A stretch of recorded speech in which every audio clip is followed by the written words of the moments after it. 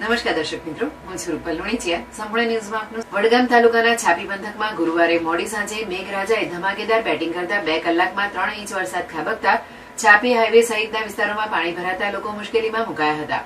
જ્યારે હાઈવે ઉપર 4 કલાક ટ્રાફિક જામ થતા 8 થી 10 કિલોમીટર લાંબી વાહનોની લાઈનો લાગી હતી. ઉત્તર ગુજરાતમાં ભારેથી અતિભારે વરસાદની આગાહી વચ્ચે વડગામમાં છાપી પંથકમાં ગુરુવારે સાંજે મેઘરાજાએ જોરદાર બેટિંગ કરતા રૌદ્ર સ્વરૂપ બતાવી 2 કલાકમાં 3 ઇંચ જેટલો વરસાદ ખાબકતા ઠેર ઠેર પાણી ભરાયા હતા. જ્યારે છાપી હાઈવે ઉપર ચાલી રહેલ 6 લેન ઓવરબ્રિજની કામગીરીના કારણે હાઈવે ઉપર આવેલ રજોસણાના પાટિયા પાસે હાઈવેની બંને બાજુએ ઢીંચણ સુધી પાણી ભરાતા ટ્રાફિક જામ થયો હતો. અમદાવાદથી પાલનપુર જતા વાહનો વાયા પસવાદર, મજાદર તેમજ પાલનપુરથી અમદાવાદ જતા વાહનો વાયા ફિરોજપુરા ડુંગરિયાસણ રસ્તે ડાયવર્ટ કરાયા હતા.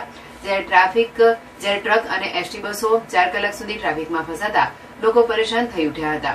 જોકે 4 કલાક બાદ હાઈવે ઉપરથી પાણી ઓસરતા છાપી પોલીસે ટ્રાફિકને ધીરે ધીરે શરૂ કર્યો હતો. જ્યારે વરસાદને લઈ કોઈ નુકસાનના સમાચાર સાંપડ્યા ન હતા.